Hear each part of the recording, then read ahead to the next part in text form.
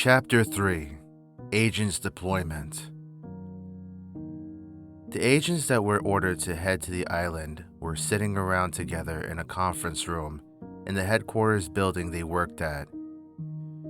They were getting ready to read over orders again that they were to follow out when arriving at the virtual Copperhead Company. After they read over the orders, they were going to head out to a local restaurant called Indigo's Bar and Grill. Sergeant Keith, who was in charge of the team of agents, held the file to the case in his hand, opened it up, and placed it onto the conference table so that the team could review it. Let's go over the documents, Sergeant Keith said as he spread the papers out across the table. I know it's a pain in the ass. We need to get this done before we head out tomorrow night. I know you are tired and so am I, but if I can read through this quickly, we can get out of here as soon as possible, he said as he began to pace back and forth. Our mission is to get to this island, find a way to infiltrate the company safely, then eradicate what is left of the CEOs, their 3 sidekicks, the project, the experiment, and whatever else they have going on over there. We cannot let anyone know about this mission, nor can we afford to fuck up anything while we're on this island. This is a top secret mission, and if the general public found out about this, it would cause an uproar and a state of panic across the US. We don't want that happening at all, and we have enough problems on our hands as it is, he explained. Then his team began to input feedback. Then, we need to get into stealth mode once we're on the island to avoid being detected, Scarlet added. Exactly, which is why we are heading out tonight, replied the sergeant. Knowing how much information gets uploaded daily to the internet, I'm surprised none of this was leaked anywhere online by the press or anyone else for that matter, Anderson added in. I'm concerned. Is it any coincidence that we're headed out to this island the day before July 4th? Asked Michelle. You'd think that this mission was all planned out like this. Let's not assume anything. We don't know for sure if this is just a coincidence or not. It just so happens to be that tomorrow was the day that we have to head out to this company, replied the sergeant. What happened to the CEOs of the company? Asked Eric. Well, in the report that I have here, it's not clear if they're still on the island or not. We've acquired satellite images of the island, but we didn't see any sort of activity on it, which is a little weird. It's as if everyone there had picked up and left. But once we get out there, we can take a look around to see if we can find any sort of evidence or clues that will lead us to the hiding spot, if they're still there, explained the sergeant. Michelle and Anderson grabbed some of the documents to take a look over it, while the sergeant continued to talk. I'm hoping we can get everything done out there like we're planning out right now. We don't want another incident like we had when we went out to Mexico City, said Mark. It won't, Sergeant Keith said as he looked at Mark with promising eyes. This mission is not going to be like that one. The reason why that mission went rogue at the end was because too many people had gotten involved and the information we had acquired was false. If we play our cards right and follow what we have here on the manifest, this will be a successful mission, he explained. Okay, you're right, Sarge. Agreed Scarlet. Let's just get this mission over with so we can come back and enjoy our 4th together. We'll do fine tomorrow. I don't want any of you to worry about this tonight. Go home, get a good night's rest, and be ready to come here tomorrow to kick some ass, Sergeant Keith said excitedly. Now, let's get out of here. All right, Sarge, shouted the team. The team all got up and followed the sergeant out as they made their way out of the building to drive to Indigo's Bar and Grill. When they arrived, they parked their cars and walked inside the restaurant. They immediately took a seat in the back near the machines that freshly brewed the beer for the restaurant. Once the waitress came to take their orders, they ordered a round of beers. They weren't going to wait to drink. After all, they needed it, consistently going over the case for the upcoming mission. When the waitress came back, she gave them their beers, and they immediately began to drink. Tonight, the agents were also celebrating their 8th year anniversary of being together as a team. Can you believe it's our 8th year of being together as a team? Asked Eric in shock. I can't believe it's been that long, Mark said as his eyes widened. It's been rough, but we made it through all the bullshit. Time flies by when we're kicking ass together every day. Michelle added, laughing a bit. I just want to let you all know that I'm really grateful to have all of you. I couldn't ask for a more better team. It's been hard at times, but we made it and you all stuck by my side. I'd say that we all make a pretty damn good team, and that will never change. I want you to all know that you're truly like family to me. Sergeant Keith honestly said. That means a lot to us, Sarge, and we're grateful to have such a great leader like yourself. No matter what, we'll always have your back. Michelle said, looking at the sergeant, raising her glass in the air. The rest of the team and the sergeant did the same as she did. Then they all made a toast. Cheers! They all shouted. Let the rest of this year be the best for us all. Better than the previous years we've had together. Michelle said. The restaurant that they were in was loaded with people tonight. Everyone that was there was having a great time. The team of agents finished their beers and then went on for a second round. We might as well get some enjoyment out of tonight, because tomorrow's really gonna eat shit. Laughed Mark. Yeah, totally. Anderson said with a smile on his face, rolling his eyes. Then Michelle got up from where she was sitting. Hey, excuse me. I have to head to the little girl's room. I'll come with you too. Scarlett said as she got up next. The two of them headed to the other side of the restaurant to the restrooms. Eric took out a cigarette carton from his shirt pocket and retrieved a cigarette from it, lit it, and took a puff.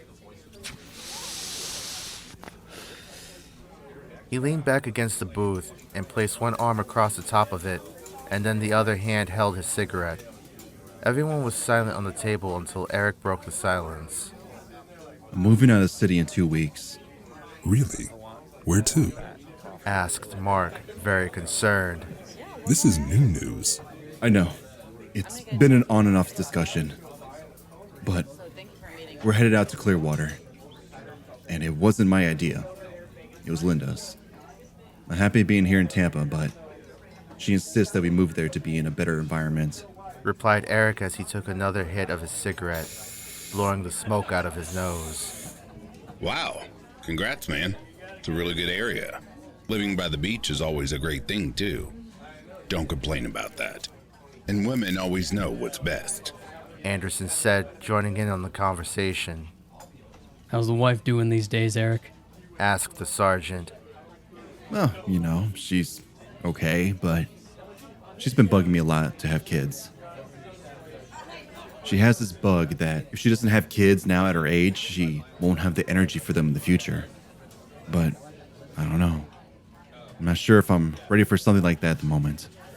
I mean, don't get me wrong, I do want them, but I don't think with all that's going on right now, I don't think it's a good time to have them. It's a huge commitment. Replied Eric. Well, let me just say it's a big job indeed. Comes with a lot of stress and responsibility. Take it from me. You already know what I go through with William and Jennifer. Sergeant Keith said. Don't remind me. Eric said, sighing as he took another puff of his cigarette. Michelle and Scarlett came back to the table and sat back down. What are we all talking about? Asked Michelle. Eric's moving. Answered Mark. That's great news. Hopefully it won't be too far away. We know how you can't stand to be away from us all. Laughed Scarlett. Eric took another pull at his cigarette and then shook off the ashes in an ashtray that was nearby on their table. Nope, it's not far at all. It's about 35 minutes drive from here. He replied calmly. Good luck with that. I'm really happy for you. You better make some room for us when we come crashing over for a weekend barbecue. Michelle said, laughing. Thanks. Eric said. You know that you'll always be welcome whenever you come over. Speaking of barbecues, what's really fucked up is that we'll be on that island tomorrow night, not knowing how long it'll take us to complete this mission. Anderson commented. What if it takes us all night and part of the next day to complete this? He asked as he folded his arms with a slight attitude. We're gonna miss out being with our families. It's really fucked up. I have to agree with you. I mean, we all have families to go home to and celebrate with. Michelle added. Listen, there is nothing more that we can do. We're locked into this mission one way or the other. There's no turning back. We have to do this. The sergeant said sternly. I know you all are upset, and I am too. But you know how we all work. Believe me, the last place I want all of us to be is on this fucking island. Fuck, I've got a life too. We all do. But if we work really hard and fast, we can get to the company. I'm sure we'll make it back in time to be with our families, light up some fireworks, and have a barbecue. We all must pull our weight to get through this, and I don't want anyone slacking off either. This is something that cannot be helped. Sergeant Keith told the team. There was a few moments of silence between the team, and the noise from the restaurant was pretty loud. The team all looked at each other, continuing to drink their beer. You're right, sir. We apologize. Let's do what we need to do and come back here so we can have a good 4th of July. Scarlett said. A few hours later, it was 11:30 p.m., and the agents had enough of the restaurant life. They paid for their drinks, tipped their waitress well, and headed out of the establishment. Outside, there was loud music playing in an open area next to the restaurant. There was a small local band playing with a young crowd of people watching and enjoying them. The agents looked at them and then walked out onto the sidewalk. We're definitely going to wish that was us tomorrow night. Laughed Eric. Agreed. Mark added in. Then the agents all gathered at the corner of East 8th Avenue and North 7th Street before heading in separate directions. I expect everyone to meet up at headquarters first thing at 7 p.m. sharp tomorrow. Do not be late. We need to deploy out immediately, said Sergeant Keith. Got it. Replied the team. Okay. You all drive safely. Have yourself a good rest of the night, said the sergeant to his team. Everyone took off in their own directions to head to their vehicles and head home for the remainder of the night. The next evening, the agents arrived at headquarters a half hour early. They didn't want to piss off the sergeant and get him in a bad mood. They all headed into the conference room in which they were at the night before and waited for the sergeant to come in to debrief them. Soon after, in walked the sergeant, who was then ready to debrief the team yet again. He walked to the front of the conference room and in front of a wide rectangular table. He put his hands behind his back, beginning to pace back and forth, talking like he did the night before. Good evening, agents. I hope you all had a good night's rest. We'll be moving out at 0800. And just remember what we talked about last night. We cannot afford to take the fall on this mission. The headquarters is counting on us. If we fail this mission, we fail headquarters. He explained.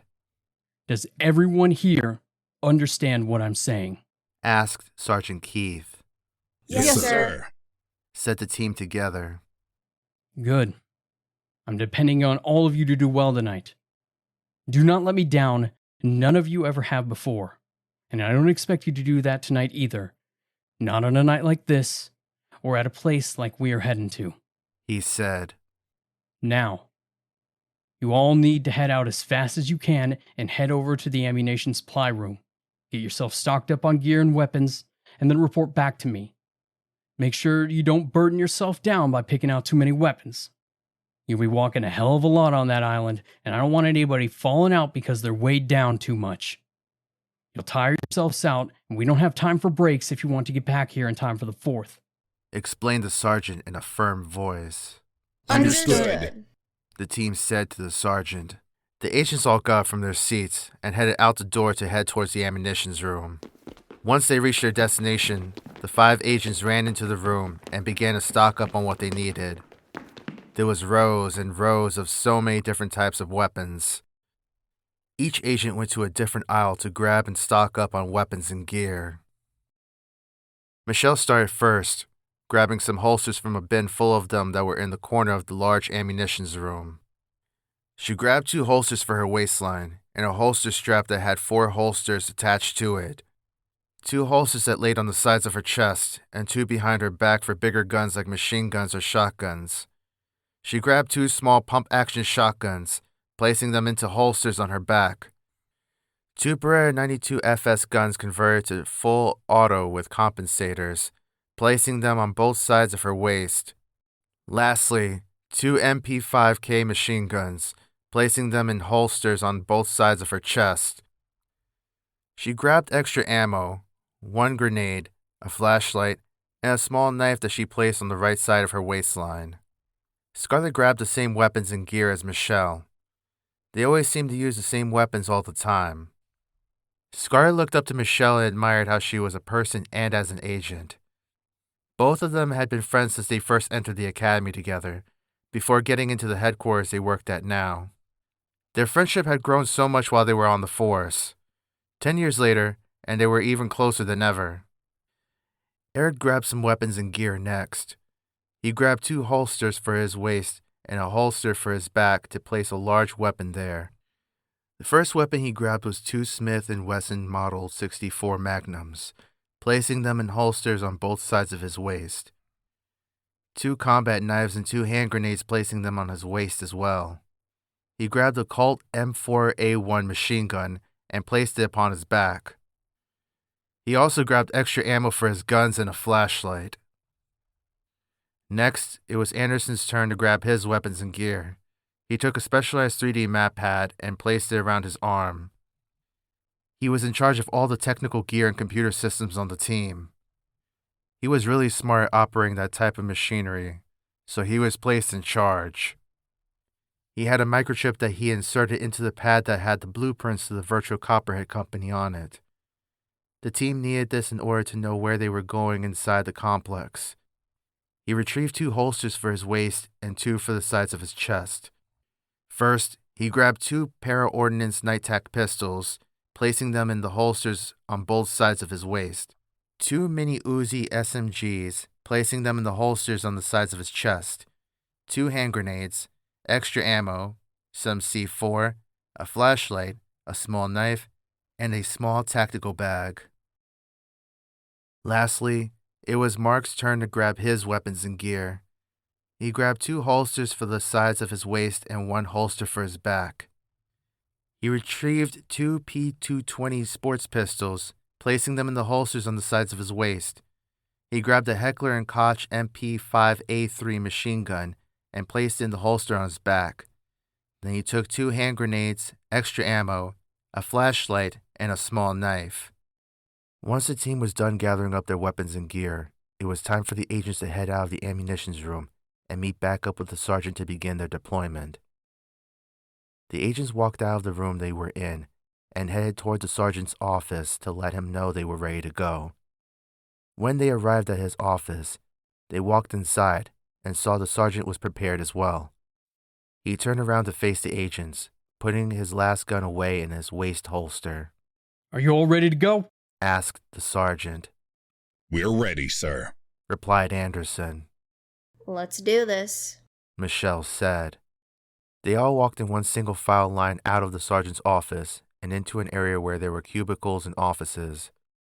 They headed over to an elevator that would lead them up to the rooftop, where there was a helicopter waiting for them to arrive. When they got to the elevator, they walked into it and headed up to the rooftop. The elevator arrived at the rooftop, and there, ahead of them, was a Darkwing helicopter prepped and ready to go. The agents walked toward it, and before they hopped in, the sergeant spoke to the team one last time. Before we head out, I have two rules I want to lay down. The first is that we get to this island and no one travels alone anywhere by themselves, and I mean it. This place is different from any other places that we've been to. We are on a secluded island with nowhere to go and nowhere to run. We use the Battle Buddy system at all times, no excuses. The second is unexpected things are going to happen. When they do, be ready and be cautious of your surroundings. Revert back to your training. We cannot afford for anyone to get hurt. We're going to be far away from civilization, and it's going to take a long time for someone to come and help us if someone gets hurt. Explained the sergeant. When he was done explaining the rules, they all hopped in the helicopter. The Darkwing helicopter began to get into gear to begin its takeoff.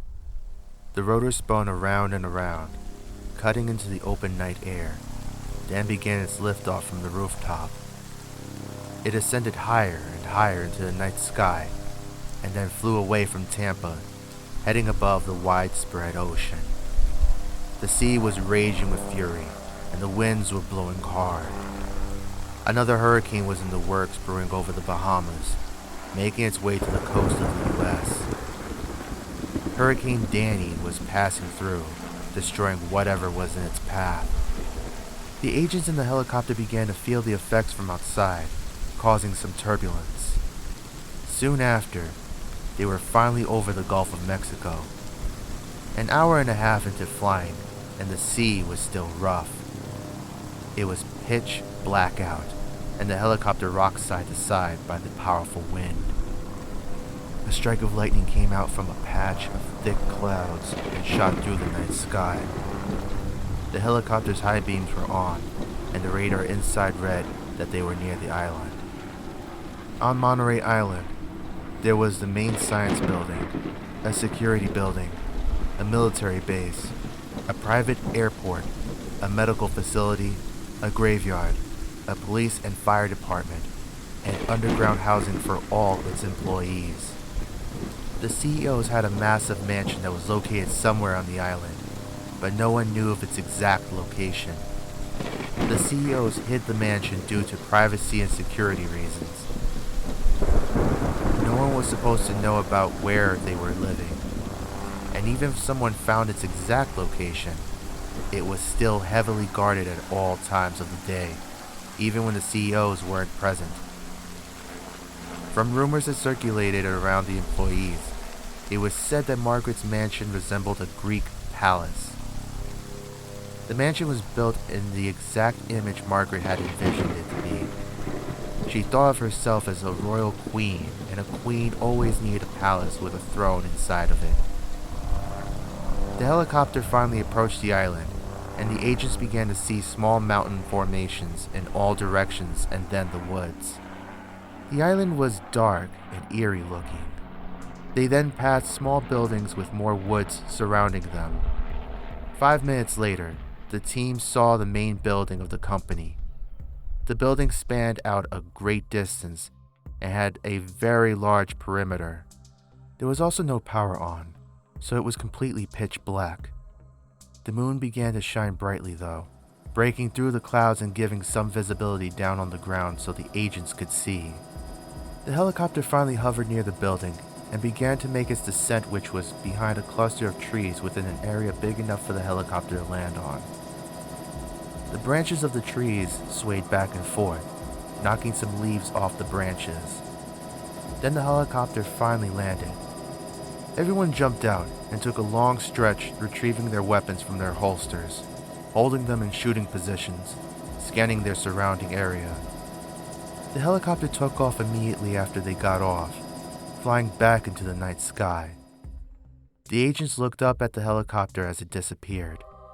They were finally at the virtual Copperhead Company, and there was no turning back.